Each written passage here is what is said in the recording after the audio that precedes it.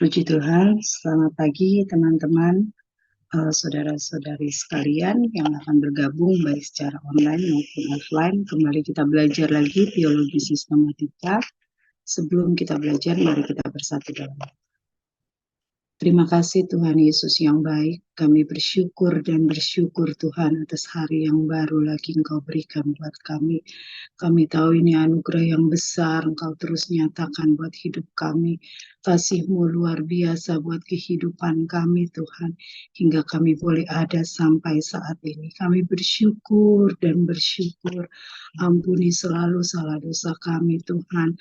Perkataan, pikiran, perbuatan kami yang sering menghalangi kami untuk datang kepadamu Tuhan. Ampuni kami, biar hidup kami boleh hidup dalam perkenanan-Mu Tuhan. Hidup kami boleh terfokus pada karya salib-Mu Tuhan Yesus. Kami bersyukur atas semangat yang baru Tuhan. Kembali Engkau berikan buat kami untuk kami belajar kembali kebenaran firman-Mu. Kami rindu Tuhan Yesus mendalami firman-Mu, tapi tidak sampai di situ Tuhan. Berikan kami hikmat, urapan daripada-Mu, untuk kami boleh melakukan setiap kebenaran firman-Mu yang kami baca, dengar Tuhan. Saat pagi hari ini kami serahkan hamba-Mu Tuhan. Kami sungguh percaya Tuhan Yesus Engkau mengurapi, Engkau pakai terus menjadi alat-Mu untuk memperkatakan kebenaran firman-Mu Tuhan. Oh, kami sungguh percaya Tuhan Yesus Engkau terus melingkupi hamba-Mu. Kami berdoa buat saudara-saudari kami yang rindu Tuhan Yesus akan mendengar rekamannya kembali. Tuhan juga berkati yang rindu bergabung secara online. Tuhan berkati kami semua Tuhan. Kami sungguh percaya Tuhan, kalau kami belajar firman-Mu itu tidak mendatangkan sia-sia, tapi itu boleh menjadi kekuatan dalam kehidupan kami. Terima kasih Tuhan, terima kasih. Kami bersyukur dan bersyukur. Kami mulai pembelajaran kami pagi ini dan kami peralaskan doa kami hanya dalam nama Tuhan Yesus Kristus. Haleluya. Amin.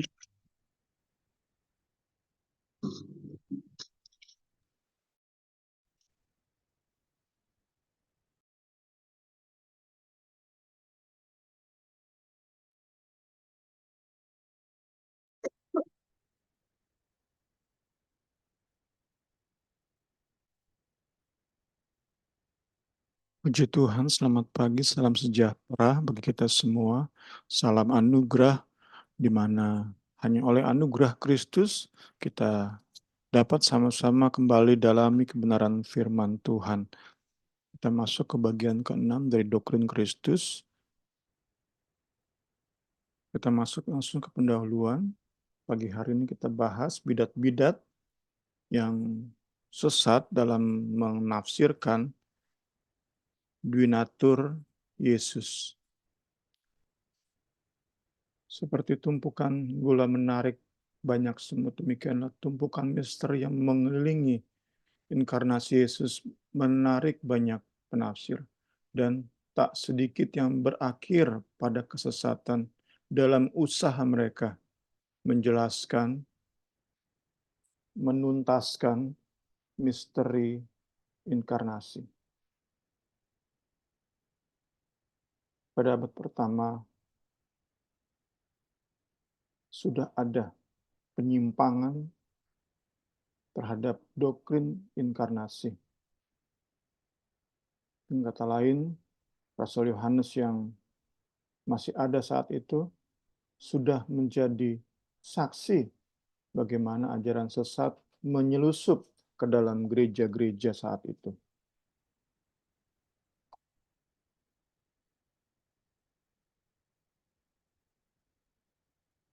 Saudara-saudaraku yang kekasih, janganlah percaya akan setiap roh, tetapi ujilah roh-roh itu, apakah mereka berasal dari Allah. Sebab banyak nabi-nabi palsu yang telah muncul dan pergi ke seluruh dunia. Demikianlah kita mengenal roh Allah. Setiap roh yang mengaku bahwa Yesus telah datang sebagai manusia berasal dari Allah. Dan setiap roh yang tidak mengaku Yesus tidak berasal dari Allah. Roh itu adalah roh antikristus. Dan tentang dia telah kamu dengar bahwa ia akan datang dan sekarang ini sudah ada di dalam dunia. Jadi kita tahu bersama bahwa sejak abad pertama, Rasul Yohanes masih ada. Sudah ada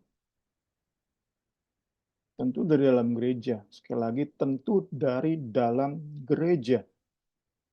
Sudah ada pimpinan gereja, pendeta-pendeta yang sesat menafsirkan inkarnasi Yesus Kristus. Padahal doktrin ini, doktrin inkarnasi Yesus Kristus itu merupakan doktrin pokok kekristenan.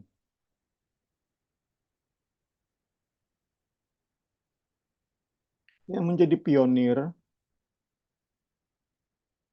pertama kali bidat muncul, itu adalah bidat yang menyerang kemanusiaan Kristus. Dan bidat ini menyebarkan virusnya ke banyak sekali orang Kristen di sepanjang abad kedua dan ketiga.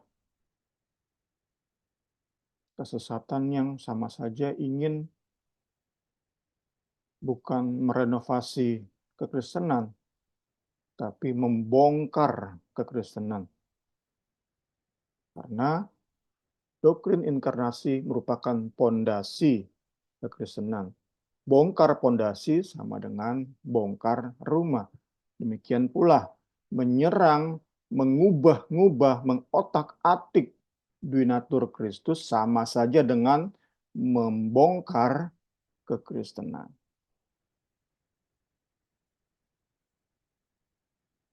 Dari buku kita, referensi utama kita belajar juga bahwa kesesatan yang muncul ini nggak bisa dipisahkan dari fakta berikut, catatan sejarah berikut ini. Perbedaan tafsir Alkitab sudah ada sejak zaman bapak-bapak gereja. Perbedaan tafsir termasuk dalam usaha menjelaskan pribadi Kristus. Terbagi dalam dua cabang besar, Alexandria dan Antioquia. Sekolah Alkitab Alexandria menggunakan pendekatan alegoris, gambaran-gambaran, perumpamaan-perumpamaan. Para pendeta yang dihasilkan dari sekolah ini kuat dalam mempertahankan kealahan Yesus, namun lemah dalam menjelaskan kemanusiaannya.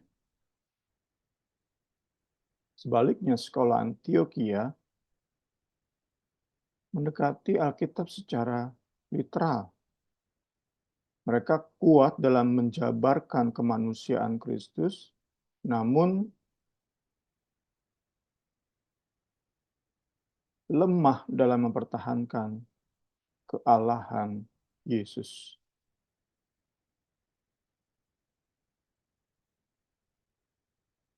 Namun demikian, kedua sekolah ini sepakat dalam memerangi penafsiran yang melenceng jauh, yang masuk kepada kategori bidat yang harus diusir dari gereja. Karena bagi bapak-bapak gereja saat itu, kesesatan pengajaran duinatur Kristus sama saja dengan usaha membongkar fondasi kekristenan.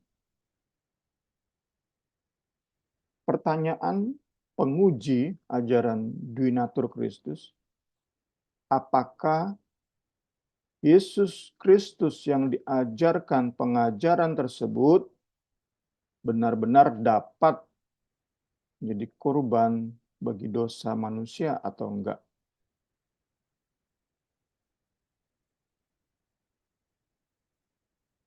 Ini pertanyaan utama, menguji apakah sebuah ajaran itu sesat atau enggak, perlu dinyatakan bidat atau enggak. Apakah Yesus yang diajarkan benar-benar dapat menjadi kurban bagi dosa dunia? Kita masuk ke 7 bidat inkarnasi, seperti yang didaftarkan oleh buku referensi kita. Pertama dogmatisme, ebionisme yang kedua, ketiga arianisme. Untuk nomor 3 dan nomor 5 kita sudah lihat di doktrin Trinitas. Bisa lihat lagi di YouTube Persekutuan Doa Injil kita ini saat membahas doktrin Trinitas. Arianisme nomor 4, Apollinarianisme nomor 5, sekali lagi bersama dengan Arianisme itu juga menyerang Trinitas. Monarkianisme dan Arianisme sama-sama menyerang Trinitas, dan karena itu, karena salah dalam menafsirkan Trinitas, juga salah dalam menjelaskan Dunatur Kristus. 6. Nestorianisme, 7. Etukianisme. Kita lihat satu persatu pagi hari ini, puji Tuhan. Doketisme. Pemahaman ini menolak realitas dari kemanusiaan Kristus dengan mengajarkan bahwa ia hanya terlihat bermain di pandangan manusia saja. Bukan sebuah kenyataan, bukan sebuah realitas. Kesalahan mereka adalah mengizinkan filsafat Gnostik yang saat itu menjadi filsafat yang tenar. Mereka mengizinkan filsafat Gnostik mengontrol analisa mereka terhadap data-data yang Alkitab berikan tentang kealahan dan kemanusiaan Kristus.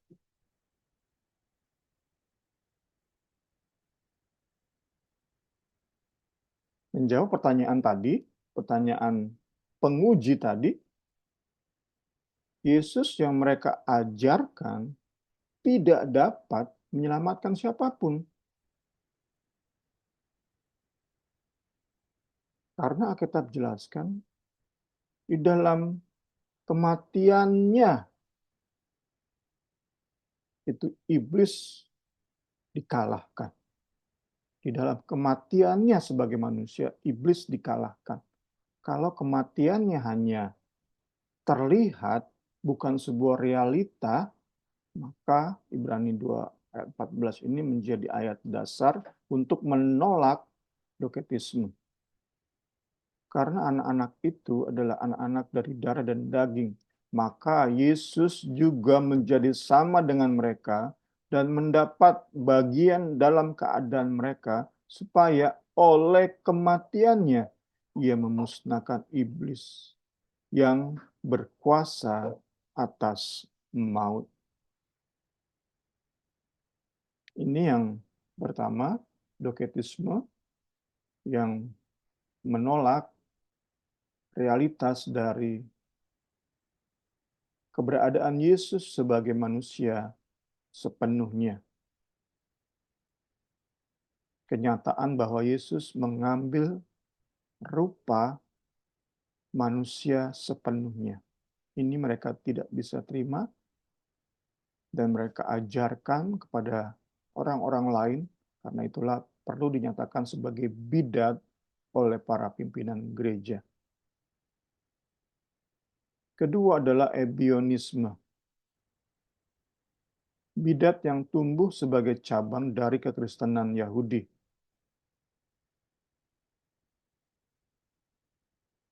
Mereka berusaha menjelaskan keberadaan Yesus, nature Kristus, sesuai dengan pemahaman mereka tentang Allah Israel.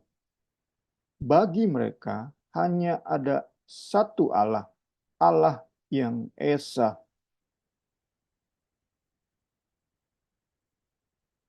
Farisi Ebionit mengajarkan bahwa Yesus hanyalah manusia, hasil hubungan Yusuf dan Maria. Yang lain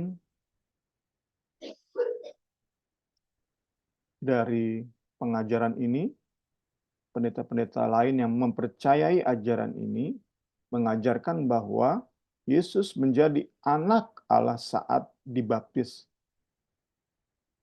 Karena itu bidat ini dapat juga disebut sebagai adopsionisme.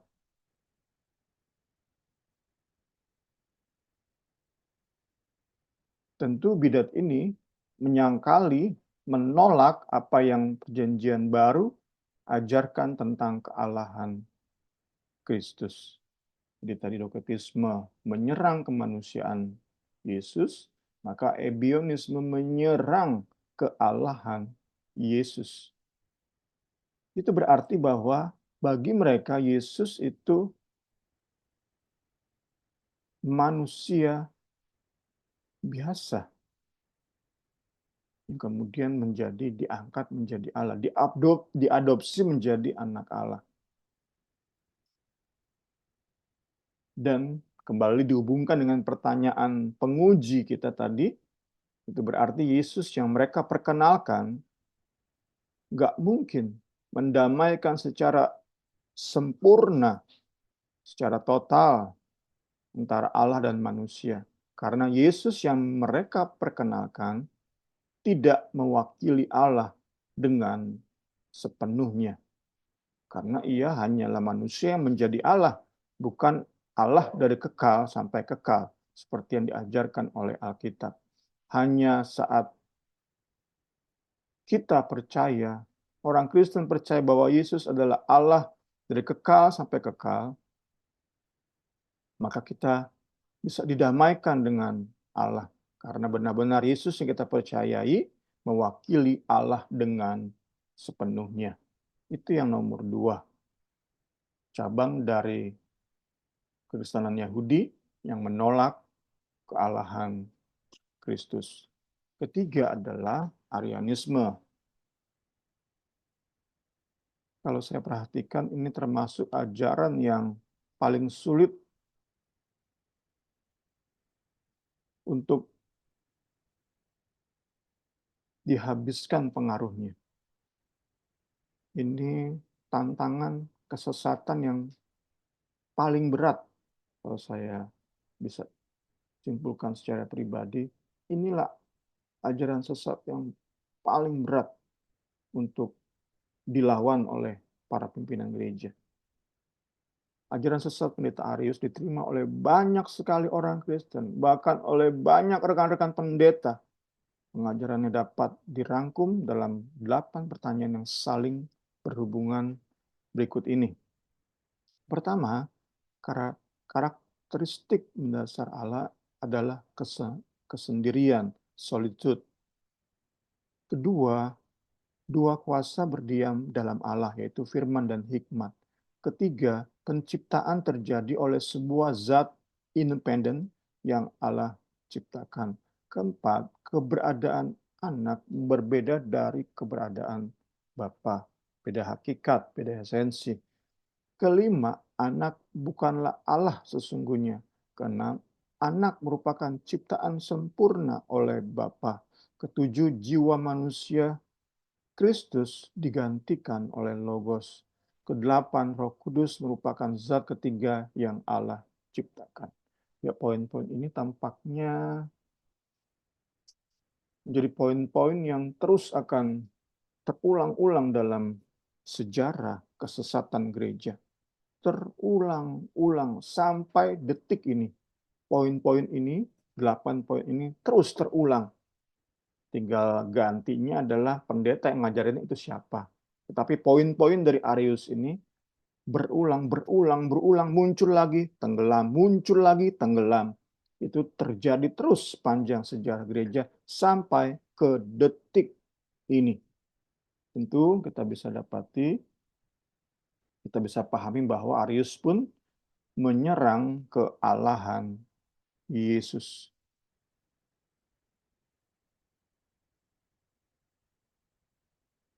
Inti masalah dari Arius adalah kegigihan yang menyatakan Yesus adalah ciptaan. Dan dalam Konsil Nisea, Athanasius menentangnya, mendebatnya. Athanasius seorang apologet yang Tuhan pakai luar biasa saat itu. Menentang Arius dengan segala dasar-dasar ayatnya. Tentu Arius pun punya dasar-dasar ayat untuk mendasari pengajarannya. Tapi bersyukur oleh anugerah Kristus kita percaya. Athanasius juga punya dasar-dasar yang kuat. Sehingga saat di Konsil Nisea terjadi perdebatan panas, tetap Athanasius yang diterima pengajarannya oleh mayoritas tentunya. Bukan 50-50 saat itu ya. Tentu mayoritas peserta konsili berada di pihak Athanasius. Tetap kita saat belajar di doktrin Trinitas, tetap ada pengikut-pengikut dari Arianisme.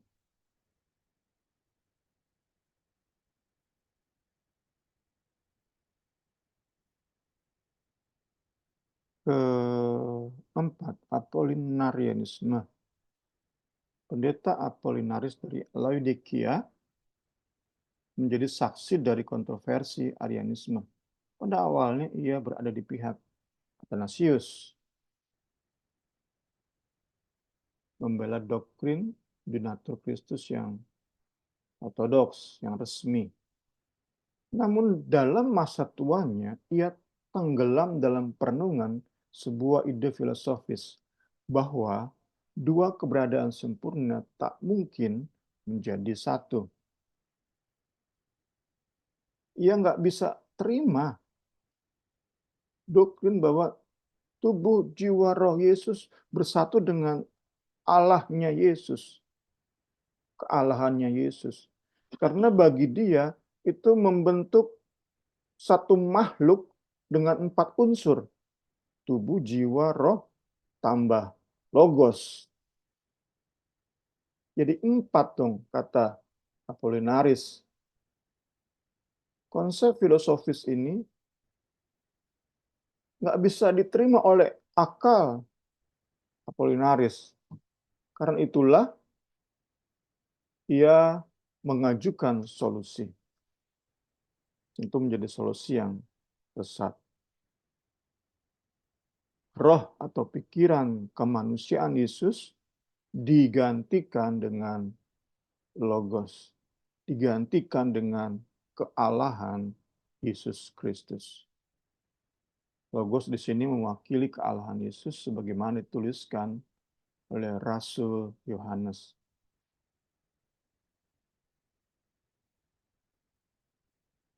Pendeta ini mengajarkan bahwa pikiran Yesus bukanlah pikiran manusia.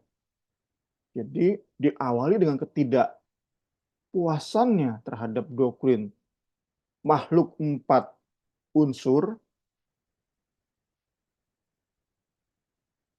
itu berakhir pada kesimpulan pikiran Yesus bukanlah pikiran manusia. Tubuh Yesus tubuh manusia. Jiwa Yesus jiwa manusia. Tetapi roh Yesus atau pikiran Yesus bagi Apollinaris bukanlah pikiran manusia. Ini tentu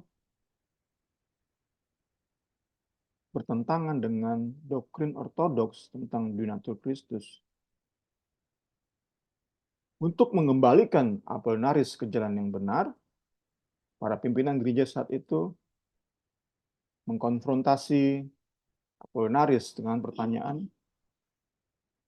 jika, bukan jiwa ini, jika pikiran Yesus, pikiran Allah, bukan pikiran manusia, bagaimana mungkin ia benar-benar dicobai? Bagaimana mungkin ia benar-benar dicobai jika pikiran Yesus adalah pikiran Allah? Nggak mungkin. Inilah pertanyaan para pimpinan gereja saat itu untuk mempertobatkan, membawa Apollinaris ke doktrin yang benar. Namun sudah tidak tergoyahkan keyakinan Apollinaris bahwa pikiran Yesus adalah pikiran Allah. Jadi kesimpulannya tentu saat ia dicobai, ia sedang berpura-pura dicobai karena ia nggak bisa dicobai, Allah nggak bisa dicobai. Dalam konsili Konstantinopel, bidat ini dinyatakan secara resmi bukan bagian dari gereja.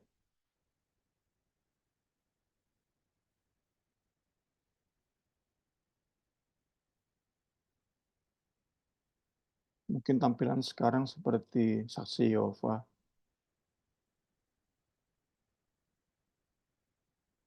Meskipun bawa-bawa nama Yesus, saksi Yehova bukan Kristen. Karena itu, para apologet zaman sekarang di Indonesia ini, dalam usaha mereka untuk mempertahankan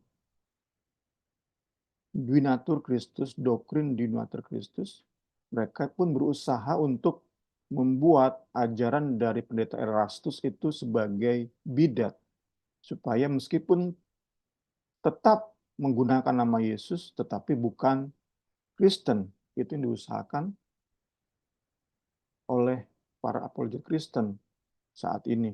Tapi tentu hasilnya beda. Tidak seperti saksi-saksi Yehova yang sekarang sudah tidak bisa disebut Kristen lagi.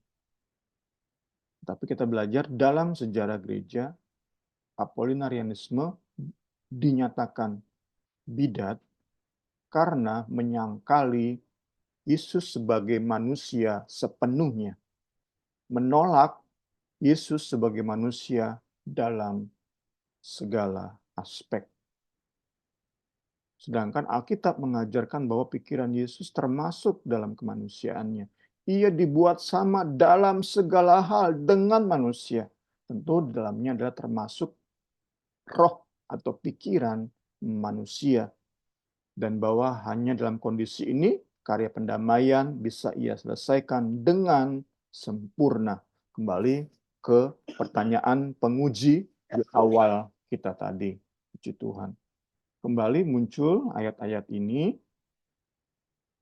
Ayat-ayat ini tentu menjadi dasar yang kuat bagi para pimpinan gereja saat itu untuk menolak berbagai bentuk penyesatan, khususnya yang menyerang kemanusiaan Yesus.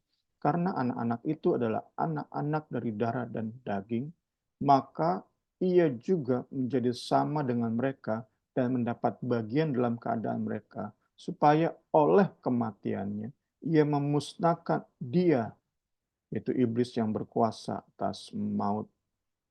17, itulah sebabnya dalam segala hal ia harus disamakan dengan saudara-saudaranya, supaya ia menjadi imam besar yang menaruh belas kasihan dan yang setia kepada Allah untuk mendamaikan seluruh bangsa, dosa seluruh bangsa. Kembali kita peroleh penegasan di sini bahwa hanya saat Yesus menjadi manusia dalam segala aspek kemanusiaan, ia benar-benar bisa mendamaikan manusia dengan Allah. Puji Tuhan. Dan dampak atau hasil berikutnya, saat Yesus benar-benar memiliki pikiran manusia, maka ia benar-benar bisa menjadi imam besar yang menaruh belas kasihan. Puji Tuhan. Puji Tuhan, segala hormat, kemuliaan bagi Tuhan. Kita diskusi sebentar mungkin Ibu Rini, 2,5 jam.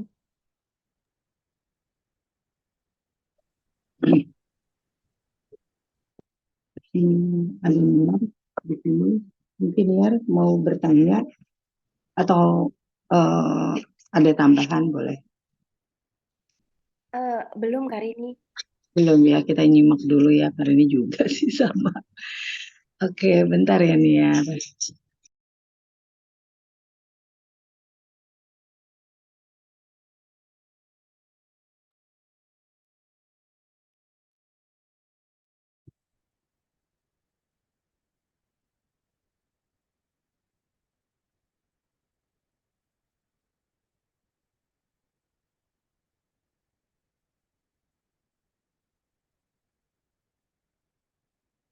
Kita lanjut ke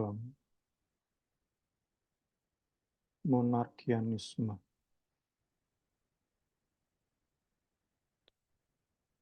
Ini sebagian besar, bahkan semua, saya copy paste dari slide saat kita membahas doktrin Trinitas. Semangat utama ajaran ini adalah mempertahankan keesaan Allah dalam pengertian bahwa Ia tunggal. Menambahkan Yesus dan Roh Kudus ke dalam kealahan itu bertentangan dengan semangat mereka. Pemahaman ini terbagi dua, dinamik dan modalistik. Dinamik diajarkan oleh dialogi, sebuah kelompok yang menolak kristologi logos, mengajarkan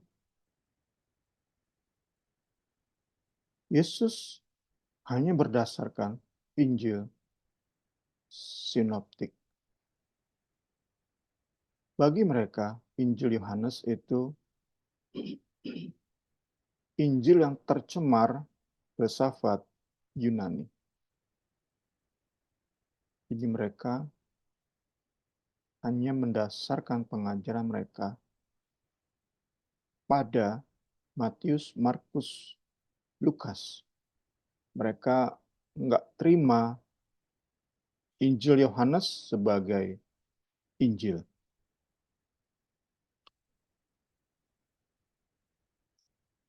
Mereka berkeyakinan bahwa Yesus bukan Allah dalam kekekalan. Yesus menjadi Allah di satu titik tertentu.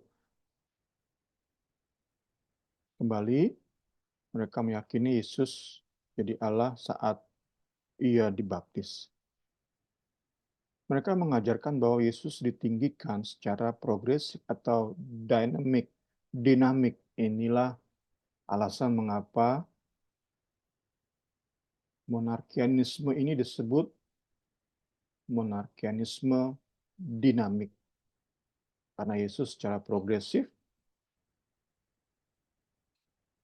oleh karena ketaatannya yang semakin taat kepada Bapa, pada akhirnya Yesus mencapai status kealahan. Karena moral Yesus yang semakin sama dengan moral Allah. Bagi mereka hubungan Bapa dan anak dalam kaitan moral, bukan kesamaan hakikat.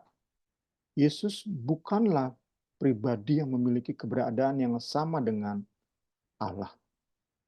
Homoousios itu mereka tolak. Homo itu sama, ousios itu esensi atau hakikat. Mereka menolak ini.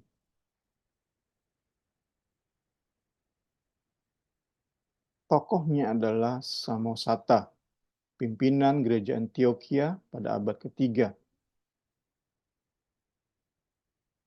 Ditentang oleh Origen dari Alexandria.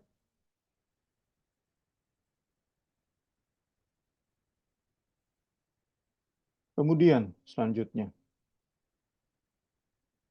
yang modalistik. Ini sangat dipengaruhi oleh Gnostik. Mungkin gambaran sekarang ini ada filsafat humanisme, eksistensial, feminisme. Nah, itu diadopsi dan menjadi yang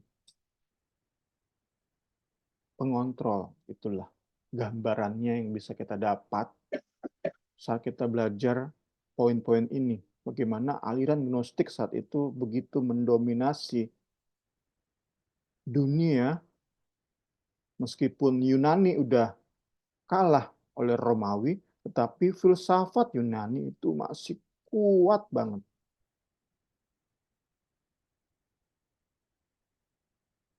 Saking kuatnya, pendeta-pendeta pun terpengaruh sangat oleh mereka.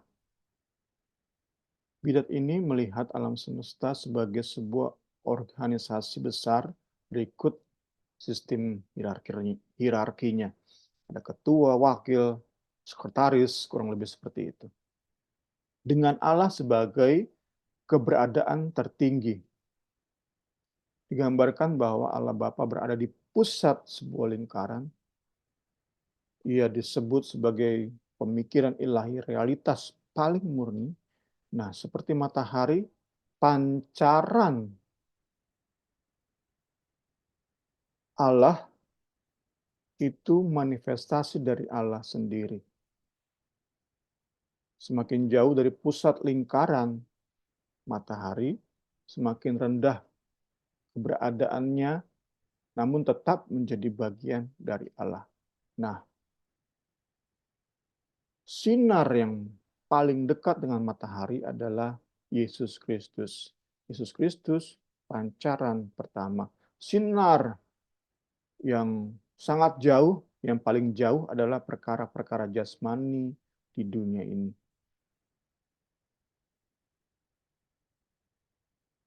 Tentu sama seperti monarkianisme dinamik, modalis juga menurunkan status Yesus karena mempertahankan keesaan Allah. Yesus dipandang sebagai keberadaan satu level di bawah Allah Bapa. Ia lebih tinggi dari malaikat, apalagi dari manusia, tapi tetap ia bukan Allah. Tokoh utamanya adalah Sabellius. Itulah sebabnya pengajaran ini untuk membedakan dengan dinamik, pengajaran ini sering disebut sebagai Sabellianisme.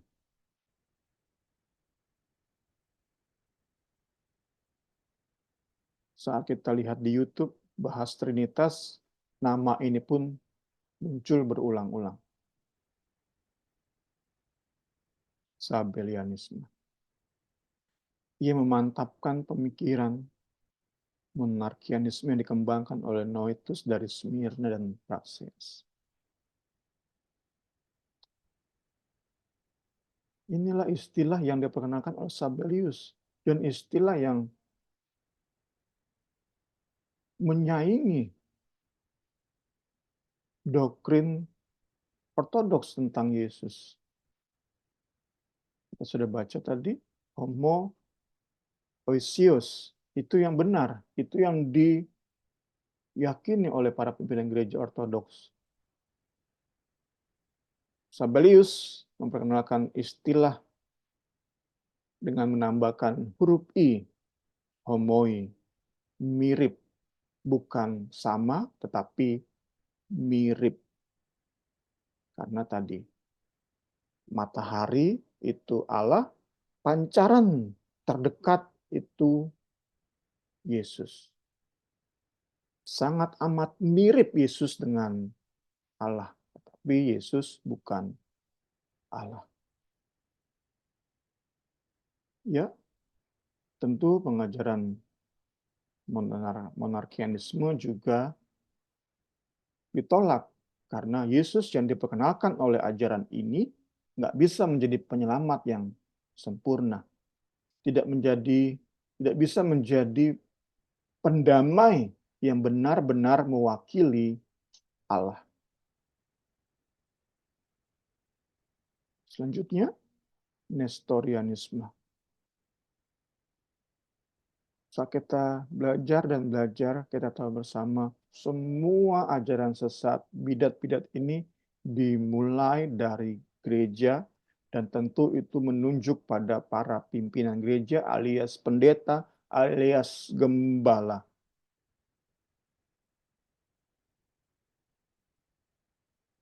Berkembang di awal abad ke-5. Pendeta Nestorius nggak bisa terima sebutan God-bearer Theotokos bagi Maria.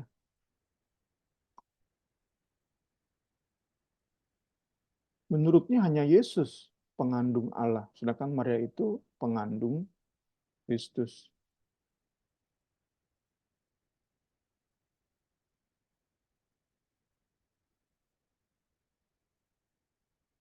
Ia mengajarkan bahwa Logos sebagai kealahan yang sempurna mendiami kemanusiaan Yesus, serupa dengan bagaimana Roh Kudus mendiami setiap orang percaya.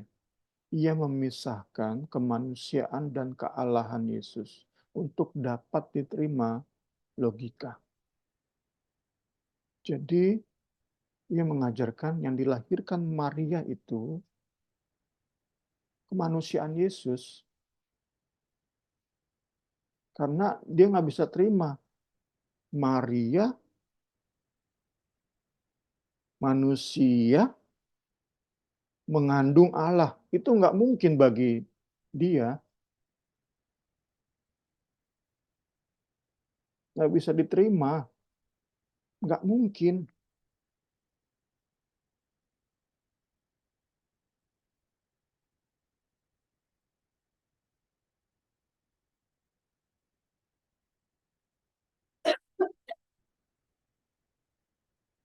Karena tadi mengajarkan bahwa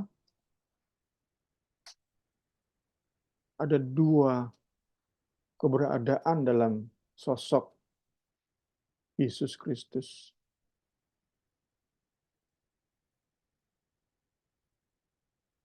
Dua pribadi bahkan, bukan hanya dua esensi, tetapi dua pribadi.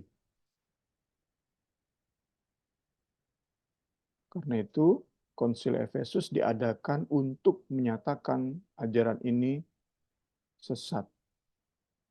Dengan menegaskan kemanusiaan, kesatuan kemanusiaan, dan kealahan Yesus dalam satu pribadi. Jadi dalam konsili ini, berdasarkan Alkitab, mereka menjelaskan bahwa meski mengandung misteri, namun inilah yang Alkitab ajarkan. Sepenuhnya manusia, sepenuhnya Allah dalam satu pribadi. Bukan ada dua pribadi yang mendiami sosok Yesus, bukan. Tetapi kealahan, kemanusiaan satu pribadi. Itu tentu mengandung misteri yang nggak bisa diselesaikan secara tuntas. Tetapi inilah data yang Alkitab berikan. Menolak data ini bidat. Kita masuk ke poin terakhir.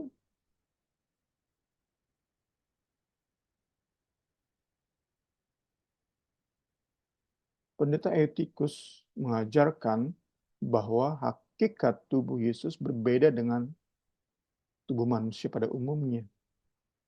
Bahwa Yesus memiliki sebuah tubuh spesial yang memungkinkan kealahan dan kemanusiaannya menjadi satu.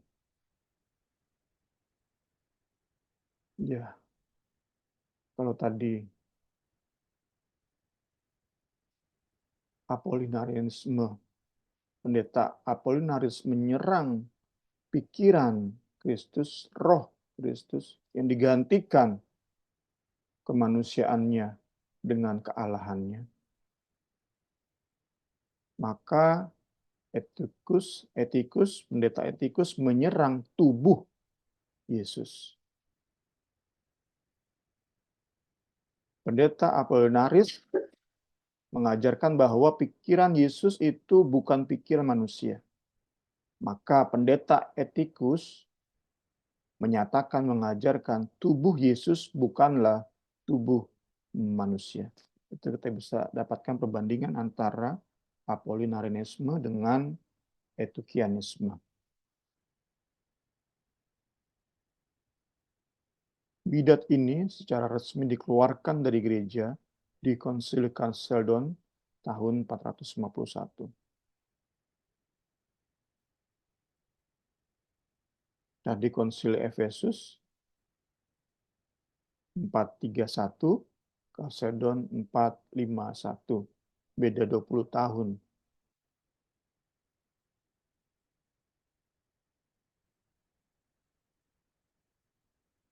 Kalau kita lihat dua-duanya, Nestorianisme dan Etikianisme itu ada di abad kelima, tahun 400-an.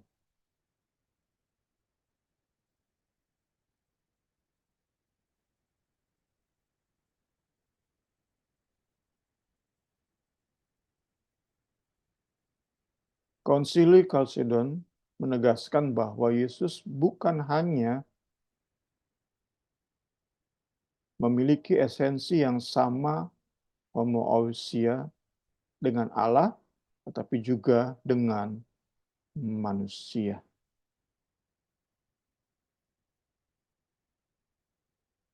Ini yang memang cukup sulit. Buku kita ini juga menyatakan, bahkan banyak apologet menyatakan bahwa bagian ini memang sulit. Diunato Kristus itu sulit. Banyak misteri mengelilinginya. Karena itu saat berusaha dijelaskan, tetap ada yang menjadi kelemahannya. Saat diajarkan bahwa contohnya, Yesus itu jadi manusia seperti Adam. Itu pun ada kekurangannya.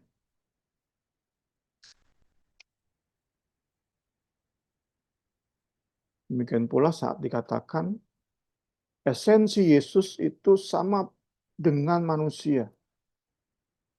Nah, ini kehadiran dosa di mana nih? Saat dikatakan manusia lahir dalam dosa, itu posisinya di mana? Gimana menjelaskan?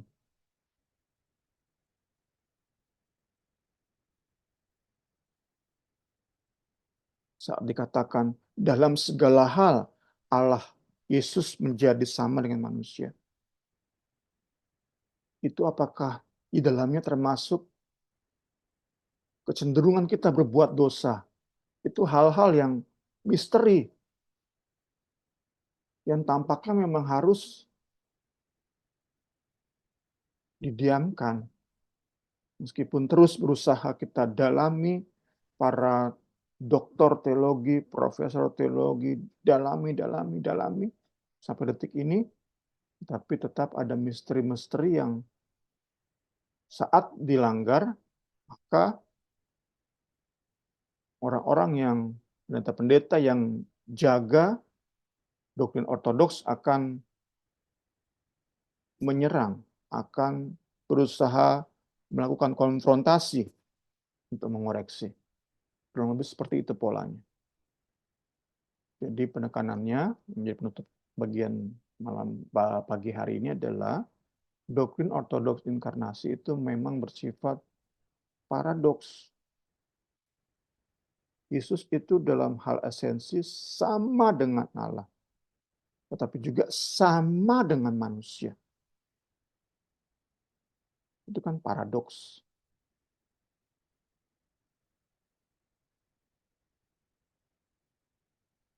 Doktrin ini juga dikelilingi dengan misteri.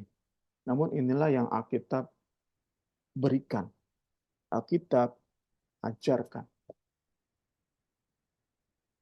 Dan kita percaya oleh pimpinan Roh Kudus, seperti halnya di zaman abad mula-mula, sampai saat ini akan terus Allah bangkitkan para apologet, pimpinan gereja yang dimampukan untuk terus menjaga kemurnian doktrin ini.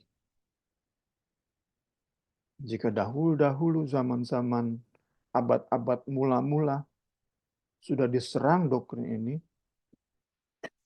dan mampu bertahan doktrin ini, kita percaya di masa-masa yang akan datang. Entah kapan Tuhan Yesus datang kembali sebagai raja, sebagai hakim, akan terus diserang doktrin ini. Termasuk zaman sekarang yang tenar adalah dari Pendeta Erastus. Akan terus diserang. Tapi kita percaya oleh pimpinan Roh Kudus, anugerah Kristus, kita percaya terus bangkit para pimpinan gereja yang dimampukan menjaga kemurnian doktrin binatur Kristus. Yang meski bersifat paradoks dan dikelilingi misteri, tetapi itu menyajikan Yesus yang benar-benar bisa menjadi pendamai antara kita dengan Allah. Puji Tuhan. Kiranya pembelajaran kita lebih lagi memperlengkapi perenungan Natal di bulan Desember ini. Puji Tuhan, selamat pagi. Tuhan Yesus memberkati kita semua. Silakan Ibu Rini.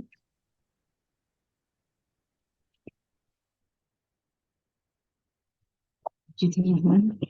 Mungkin Niar ada pertanyaan Niar atau menambahkan. Buat aku cukup Kak. Puji Tuhan, firman Tuhan yang terus menjadi menjadi kekuatan bagi kita. Kita lebih lagi mau belajar mengenal firman Tuhan tentang Tuhan Yesus. Oke, kita tutup pembelajaran kita pagi ini. Nanti Niar yang berdoa ya Niar. Baik Kak, mari kita berdoa. Ya Bapa Tuhan yang kami panggil dalam nama Tuhan Yesus Kristus, kami sungguh bersyukur ya Bapa, karena kami boleh mengenal Engkau ya Tuhan, kami boleh terus belajar akan kebenaran mengenai Engkau ya Tuhan Yesus Kristus.